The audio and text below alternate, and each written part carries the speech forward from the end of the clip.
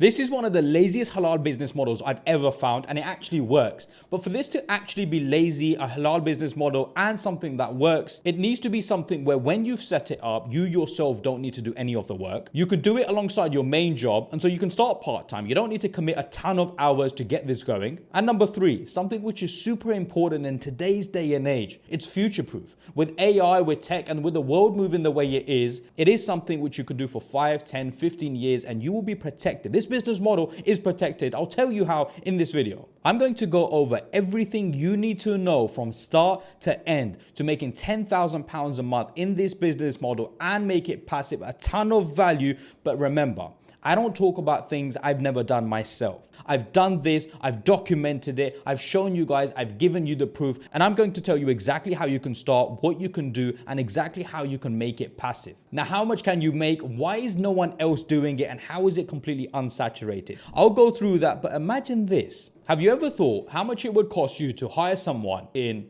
Pakistan, in Bangladesh, in India, in a country where the cost of labor is a lot lower? How much would an employee cost? And well, comparing that to the UK or the US, what's the cost difference? See, in the UK, you're going to have to pay as a business close to £27,000 to £30,000 a year to have an employee which is on minimum wage. Now, this is going to be an important part of the video, and so I want you to park this, remember this, and we will go over exactly how much it will cost and the numbers later on in the video. But number one, and probably the most important part, where can you make money and who has the most money? See, this is crucial. Let me give you an example. If I charge you £1,000 or £1,500, that's a lot of money because you guys are probably making £2,500, £3,000 a month, right? And if you're making £2,500, £3,000 a month and someone charges you £1,000, that is therefore 30% of the money that you will be making a month. So that's a lot of money, right? But let's look at a business. Well, if you have a business that has 100 employees, and the minimum it costs a business is about £2,700. And I will show you the breakdown here of someone on, let's say, a £25,000 a year salary. How much does it cost a business, right? But let's now assume it's £2,700. So for 100 employees, a business, think about this, a company with just 100 employees. And let's be honest here now, between you and I, is that a big company? That's not a big company. But a company that has 100 employees is payrolling £270,000 a month. This is crucial. You guys need to know where your money is to know where you can charge a lot of money without putting in a lot of effort. Because this whole video is about how can you make money in a permissible way and you don't have to put in a lot of effort. For you to be able to do that, you need to know who is going to be willing to partake with their money and not expect you to put in a lot of effort, right? I'm telling you, this is going to be a ton of value. So if a company has 100 employees and 8 employee cost £2,700, therefore the business is paying just their staff £270,000 a month. Is it fair to say that this business is probably easily making £400,000 a month, and that is the only way they are going to payroll £270,000 a month, right? It doesn't make sense for a business to be making £270,000 and therefore payrolling £270,000. Obviously, they're making more money. They need to pay the rent. They need to pay so much more expenses, and obviously they are making profits. The only way the business runs. Okay, so now, if the business is making £400,000, and let's assume their profit is £150,000 a month, what is 1% of that? 1% of that is £1,500. Now, I don't want you to make £1,500. Actually, I want you to make £6,000, £7,000, £8,000. And £6,000 would be 4% of the profits that they're making every month. That is not a lot of money. 4% is not a lot. And this here, we are talking about a small to medium-sized company. We're not talking about a big company, because a company that has 200 or 300 employees, now £6,000 or £7,000, if they have to pay it, it is only 1 or 2% of how much they're making a month. That is nothing, as long as you can give them value. So now we need to think about, where is the one place where a business needs value? Where can you give as much value as possible where the business feels like, you know what, this is really going to help us? Let's think of it like this. Arsenal Football Club, right? Love them. Winning the Premier League this year. I want to say inshallah. I don't even know if that's a bit weird to say, but we'll say inshallah. Inshallah, we're going to win the Premier League this year. Okay. But if Arsenal today, they signed Haaland, is it fair to say that the chances of them winning the Premier League goes up by 20%? 20% because they bring in Haaland. That is crazy. Now, I need you guys to understand this. Go back, watch this again. Trust me, this is a lot of value that I'm trying to share with you, and I'm getting you to understand how businesses work, the most important parts of businesses, and so understand something. If Haaland comes into Arsenal, then it improves the business, as in Arsenal, by 20%. They are 20% more likely. Now, let's say Arsenal today, they have a defense crisis, okay? If you're watching this, you probably know at what point, this video came out, because currently the Arsenal Football Club is in a crisis where they need defenders, okay?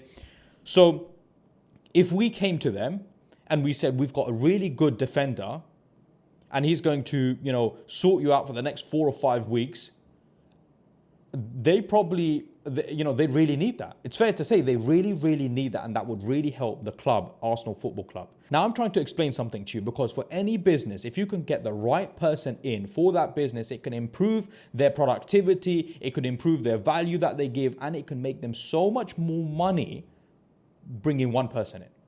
So if you have a business now and they're doing £5 million of sales every single year, and then there is a person who works for their competitor, for example, let's call this person a business development manager, right? This business development manager now has been working for their competitor, making £2 million, working for their competitor, making £2 million a year. And this person says, you know what? I'm interested in a new job. Okay. So if I took this candidate and this person and took them to this company and said, well, I've got this person and he's done £2 million for your competitor and you currently are doing £5 million a year, he'd be really, really good. Would you be willing to pay him £150,000 a year? What's the company saying? The likelihood is the company is saying yes. The point is this. What makes a business and what is the most valuable part of any business? And you could do your own research if you don't believe me. And when I'm saying this, it is the people that work for your company. If you get the right people in, that business becomes successful. If you get the wrong people in, it goes to, the crappers, right? That business is not going to do well. Think about the whole Gymshark situation. Ben Francis had to get another CEO in, and that's when they felt like the business, went up a considerable amount. They brought in a CEO, they brought a person in. A person, the people that work for the company, that is one of the most valuable parts to any business. So now we understand something. You don't want to charge people. You don't want to charge the average person, because the average person makes £2,500, £3,000, £4,000 a month.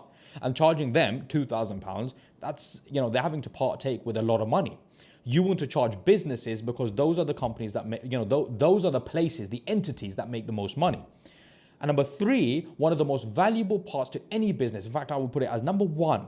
I would put it as number 1, and do your own research into this. Biggest CEOs in the world will tell you the people that work for the company make the business. So the most valuable part is to a business is if you can get the right people in, if you can get the most productive and the most valuable people in from competitors, for example, even, then, the business is going to partake with a lot of their money. Now, let's show you what you would need to do to start something like this and give you a bit more meat on the bone. But for that, we're going to jump on the laptop. So as you guys can see here, I've gone onto Indeed and I've gone onto the UK version, right? I've put in Manchester and I put in 25 miles.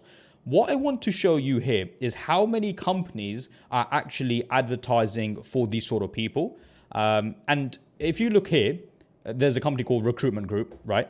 And maybe I can ask the editor to just take out the initial part. But as you can see, something specialist recruitment. Again, Recruitment Group. How many companies are advertising for accountants? Now, how are these companies actually making money? That's something I'm going to explain to you, right?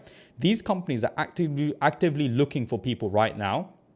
And this salary is 50 to 55,000, right? 50, 55,000, 40,000 pounds, 48,000 pounds, 45,000 pounds. Now listen to this. If you as a business, you brought in an accountant, a person that they were looking for, and you brought that person to them and you said, well, look, I've got the accountant that you're looking for. If they were actually interested, then they would pay you a minimum of 15% of the person's salary. So they would pay you 15% of £50,000 a year. That's exactly how it would work. And I'm going to show you here. So as you guys can see here, I've put into Google, how much do recruitment companies charge? And this is what is interesting, right? Recruitment companies typically charge businesses a fee around 15 to 25% of the candidate first year salary for permanent hires, but it can reach as high as 30%. So that means if there is a person on 80, 90,000 pounds a year, a CEO, 120, 125, 140,000 pounds, you as a recruitment consultancy owner can make 25, 30%. That is ridiculous, because that means you would make £30,000 with one fee. That is exactly how recruitment consultancies make money. It's why I wanted to just put it into Google, do the AI search so you believe what I'm showing you here. But now none of this matters until you understand this very important thing. That yes, you can make a lot of money, but my thing here is to explain exactly how you can make money in an easy and a super lazy way without you putting in a lot of effort. And for us to be able to do that, we need to understand something. How much does an employee in Pakistan cost, in Bangladesh cost, in India cost? By the way, this is exactly what I did. You want to know my exact blueprint? I'll tell you.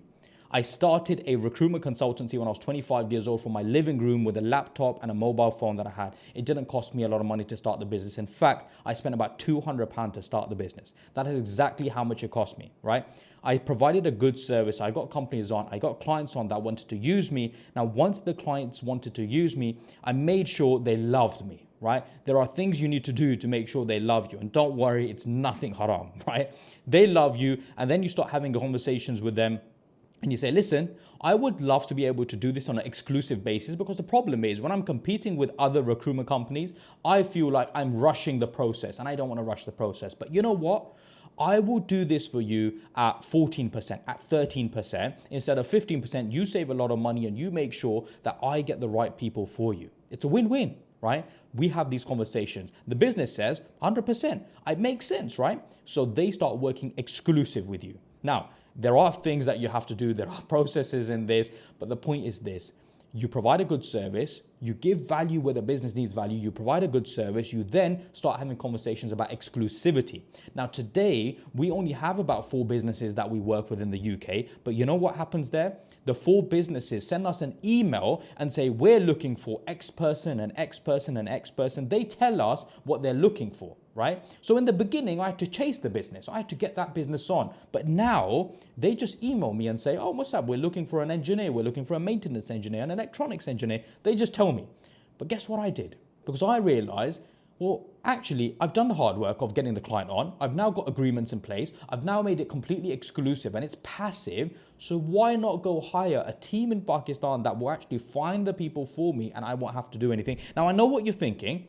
Can you actually get good people in Pakistan? How about this? I will call an employee that I have in Pakistan so you can measure their level of English, and it gives you an idea to, you know, how good they are. So basically, I'm doing a video right now telling people, and I'm doing a YouTube video, and I'm telling people how guys in Pakistan have they have good skills, they can speak really good English, and how I actually have automated a big part of my business by employing people in Pakistan. You've just joined us today, so I thought you could speak a little bit about your experience and tell the people what sort of skills actually are there of people in Pakistan. Yeah, that's kind of the idea of the video. Okay.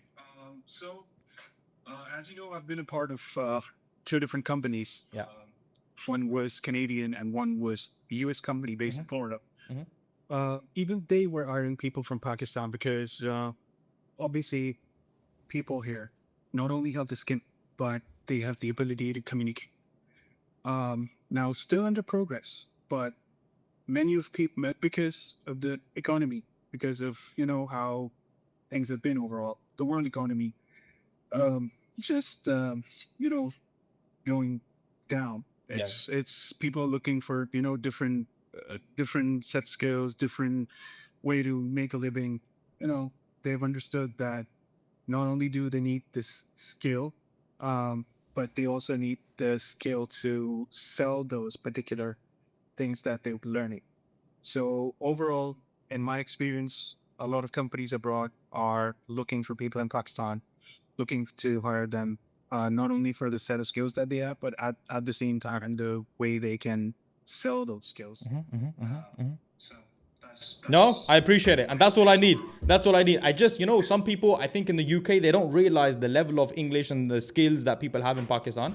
I think that's what it is.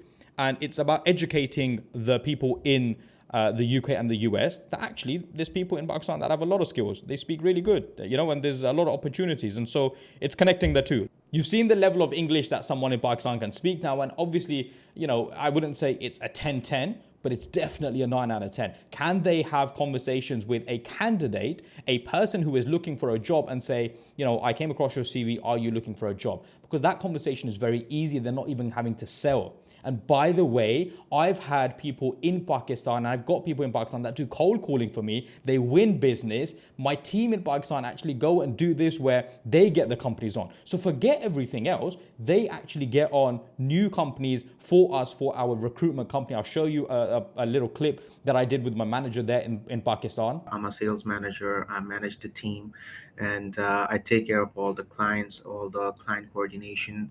So if there's any client that has any sort of request or anything they need to get done, I communicate that with the team.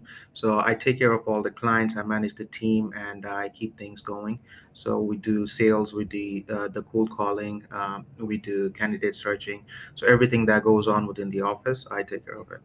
Now, you tell me, honestly, guys, listening to this, many of you guys are in the UK, the US, many of you guys will be in Pakistan as well. And it shows actually the opportunity and what can be done if you take the steps, if you take action, because many people are not willing to take action. That's all it is. You need to just pick up the phone and do what you need to do. You need to send emails. You need to do the LinkedIn DMs. But once you do it, once you get the client on, 1 or 2 clients that can make you 5, 10, 15,000 pounds a month, you can then agree exclusive agreements. You then hire someone in Pakistan that is basically calling through a database, finding the candidates and saying, are you looking for a new job? Are you not? They find the candidate. Once the candidate looks good, with time, they will become better and better. They will send the CV by themselves to the company for what they're looking for. Now, if you're thinking, you know what, this makes sense, because clearly if someone in Pakistan can do it with, a little bit of an accent where they're limited on their skills, where maybe they don't communicate as well as you, then why can't you? It doesn't make sense. And many people, to be fair, thankfully we help a lot of people start their own recruitment companies.